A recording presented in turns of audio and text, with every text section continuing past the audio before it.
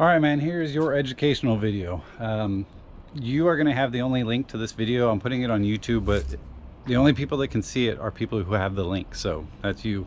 So bookmark this link or something so you'll have this. But here she is. I got her out of the shop, and we'll just go over it, you know, front to back real quick. So one thing, there's a few things you got to remember with race cars. For some reason, race car tires don't like to hold air. So every couple weeks, unless you don't mind it having flat tires, you're gonna have to put some air in the tires. I don't know why they do it. Some tires are better than others, but all the race cars I own always leak air. Like this is one that I'm restoring right now. That's a 1990 Ford Thunderbird. I've got a bunch, but I've owned probably 15 and they all always leak air. Some at different rates, some quick, some slow, but they all do. The other thing that you will find is basically all race cars will drop a little bit of oil every now and then. So don't be surprised if there's a drop or two of oil. It's been sitting in here for months. You can see right there. That's all old right there. But like that. You know, that's what race cars do. I've never owned a race car that doesn't drip a drop or two of oil. So. But nothing to worry about. As far as, we'll just go through everything. Getting in, how do you get in? What I usually do is I'll throw my right foot over the door and just kind of stand. I'll just stand on the floorboard. You could do the seat if you're shorter, but I do the floor. And then I'll hook my hand underneath on the roll bar right here. And that's what I'll kind of hold to get me in. So once I have my hand there, I'll sit on the door and then throw my other leg in to where I have both. And then you just slide in and you use kind of that hand underneath this bar to just hold yourself as you get in. And then kind of the same process getting out. So it's pretty easy. And this one's good because it has a pretty big window. It's not too hard to get in and out of. So. To start the car, so right back here is your master power switch. Whenever it is not up and down, that is off. When you turn it and you are vertical up and down, you have power. So to start it, you're gonna turn the power on vertical, and then over here on your switch panel, normally you would flick this on to get power to everything up here. And then you hold this up to start it. But when I first got this car, I knew I was going to be taking it to car shows, and I didn't want somebody at a car show just to be able to start it. So we wired this to where you have to have this first one up as well. If you don't have that one up, it's not going to start. So master power, 1, 2, and then hold that up to start. And I'll start that up here in a moment, but that's what you do. Now that this all has power, I'll show you that switch right there. The next one, that controls the fan.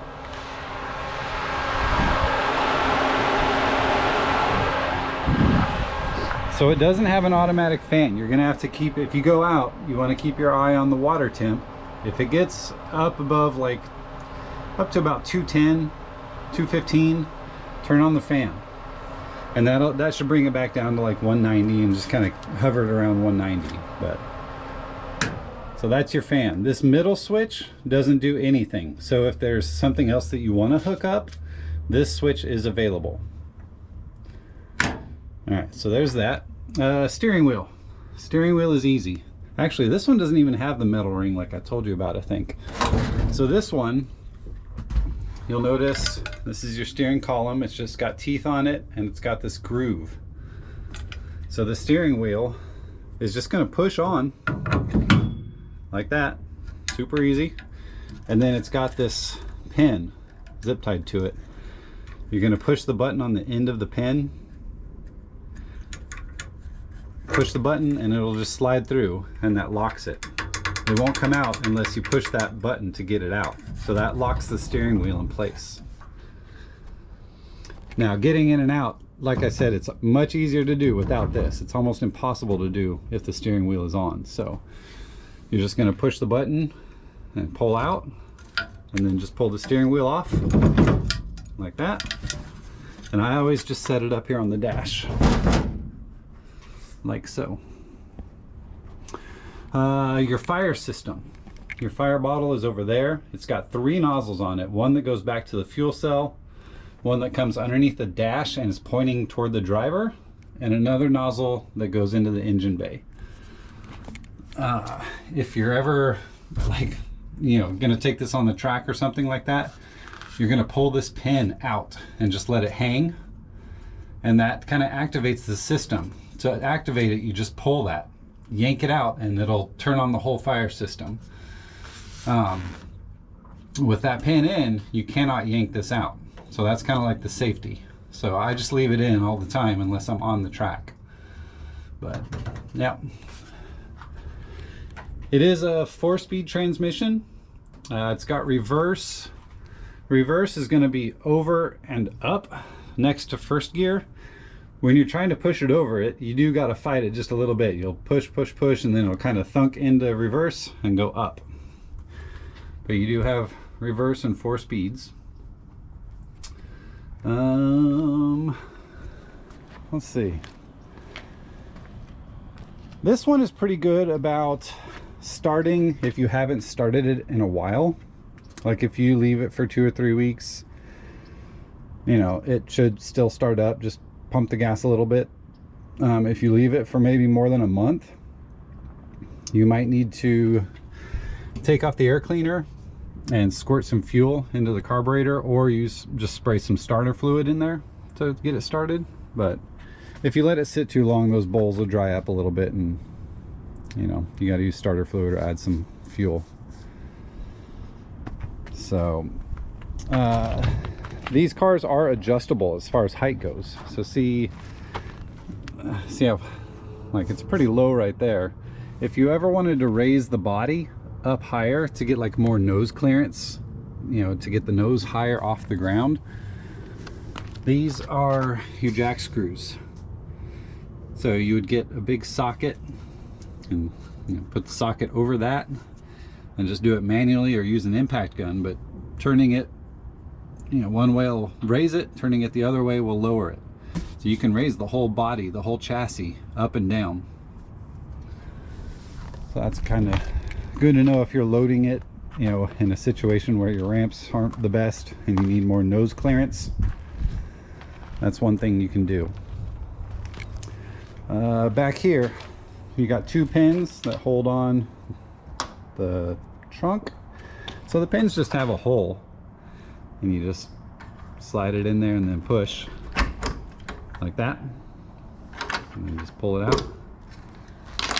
This one raises up. This one, just make sure that this thing, you want to raise it up until they're about equal, and you'll feel where it kind of wants to hold. If you let it go too early, it'll drop. So just kind of push it back until you feel that point where it's like, where these are kind of equal, and that'll hold it to where you can just walk away and fuel it up. But this is the fuel cell. So this is where you're going to fill it. So it just unscrews. And then if you you can just use like a funnel if you want to, and just stick the funnel in there, or if you just have a gas can, you can get these gas cans off Amazon really cheap, something like this.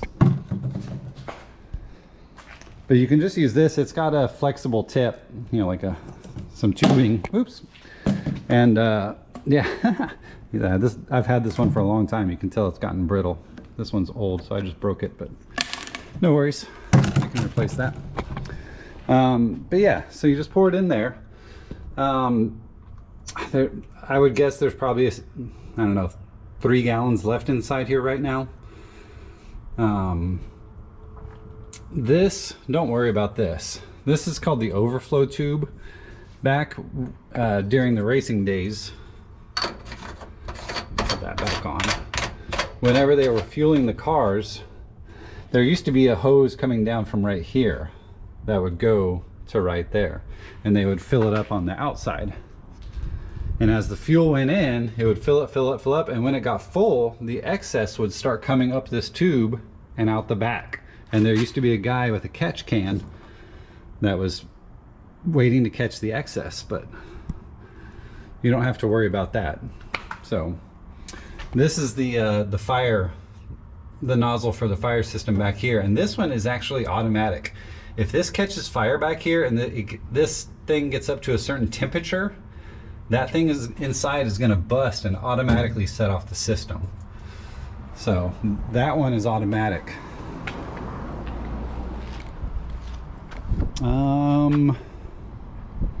Anything else? These holes in the back are kind of like the same things up front that raise and lower the car. You have the same thing back here. Through, kind of hard to see through here, but you'll see when you have it. It just goes straight down on either side. You can put a wrench with a big extension and crank it and kind of raise and lower the rear. Trying to think if there's anything else that you need to know. Other than that, it's pretty easy, man. The jack points are marked if you ever need to jack it up. So underneath, let me see if I can get it right here. So you'll just see that round piece of pipe underneath on both sides. That's where you jack it up from. But other than that, man, it's pretty simple. Nothing too crazy about this, well, especially about this one, since it's not like a race car, you know. The maintenance isn't too crazy, so you should have a lot of fun with it. It should be pretty easy for you. I think you're really gonna like this car. So let's fire it up real quick. Hold on, let me set this thing down.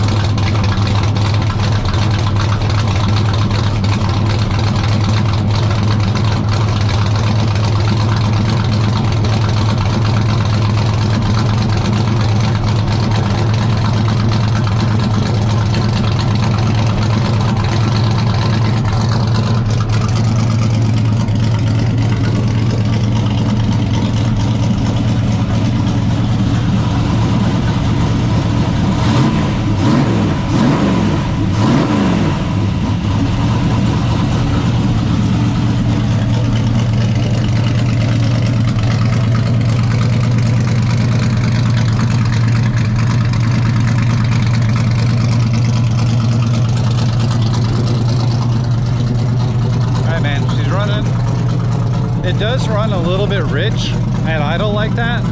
It's just kind of better so that when you're on the track going all out, it's not leaning out. But if you want to have somebody tune it, I'm sure there's, you know, some race car shop there near you that can probably tune the carb a little better if you don't want it running so rich. You might notice when it's idling like that, just a little bit of black smoke. That's because it's running rich. Nothing to worry about.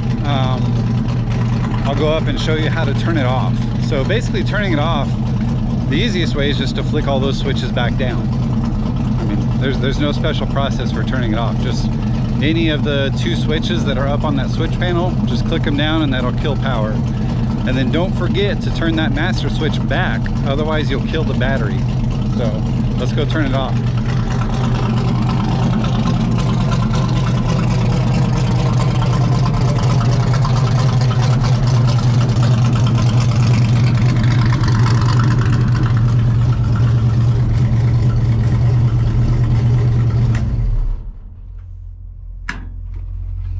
Cannot forget this one.